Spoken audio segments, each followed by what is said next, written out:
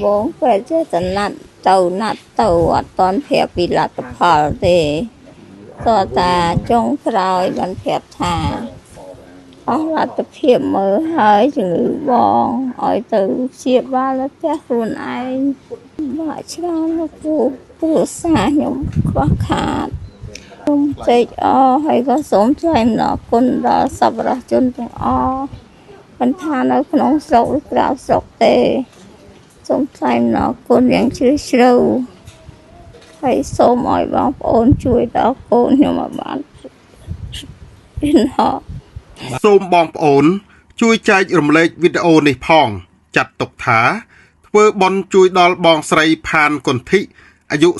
47ឆ្នាំដែលកំពុងមានជំងឺមហារីកប្រចាំកាយជាទម្ងន់ដោយសារតែជំងឺនេះបងស្រីត្រូវលក់អស់ទ្រព្យសម្បត្តិផ្ទះសម្បែងរហូតគ្មានទីជម្រកសប្តាហ៍ថ្ងៃបងស្រីបានសុំសម្រាប់ផ្ទះរបស់បងប្អូនស្នាក់នៅក្នុងភូមិត្រពាំងប្រលិត ឃុំសន្តិភាពស្រុកសំពៅលូនខេត្តបាត់ដំបងបងស្រីដឹងថាខ្លួនមានជំងឺមហារីកដំណាក់កាលចុងក្រោយបងស្រី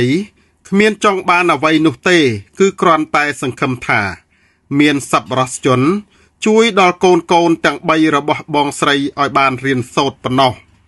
ដោយមានក្តីអាណិតនិងឃើញជីវភាពខ្វះខាតរបស់បងស្រីផានកុន្ធី ដែលប្តីរបស់គាត់ប្រកបរបររើសអេតចាយដើម្បីចិញ្ចឹមជីវិតនិងមានកូននៅក្នុងបន្ទុករហូតដល់ទៅ3នាក់ក្រុមការងារសមាគមសម្ព័ន្ធយុវជនសារព័ត៌មានដើម្បីសន្តិភាពប្រចាំខេត្តបាត់ដំបងដោយមានការជូនដំណឹងពីលោកថនដាលីសមាជិកសមាគមប្រចាំស្រុកសំពៅលូនបាននាំយកអំណោយរបស់លោកជំទាវវណ្ណរស្មីព្រមទាំងអំណោយចូលរួម ពីលោកអធិការស្រុកសំពៅលូននិងសប្បុរសជននានាដែលបានចូលរួមតាមរយៈសមាគមសម្ព័ន្ធយុវជនសារព័ត៌មានដើម្បីសន្តិភាពប្រចាំខេត្តបាត់ដំបងតំណាងលោកមីនចន្ទធីកម្មវិធីនេះមានការចូលរួមពីលោកអែមសុវិសាលប្រធានសមាគមលោករីវ៉ានីទីប្រឹក្សាជាន់ខ្ពស់លោកស្រីហៀងអនុប្រធានលោកអ៊ុនអ៊ឺមអគ្គលេខាធិការលោកស្រីបញ្ញាអគ្គលេខាធិការរង លោកថនដាលីទីប្រឹក្សាលោកលីនយិនសមាជិកលោកមឿនសរិទ្ធសមាជិក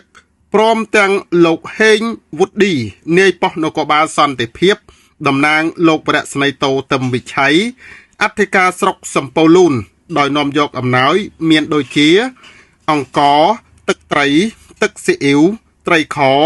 ទឹកសុទ្ធសម្ភារៈផ្សេងព្រមទាំងថវិកាមួយចំនួនផងដែរ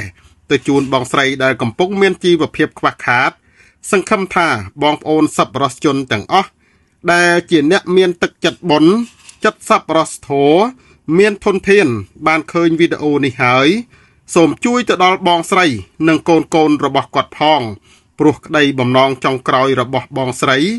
គឺគ្រាន់តែចង់ឃើញកូនរបស់គាត់បានរៀនសូត្រដូចក្មេងៗដទៃទៀតតែប៉ុណ្ណោះ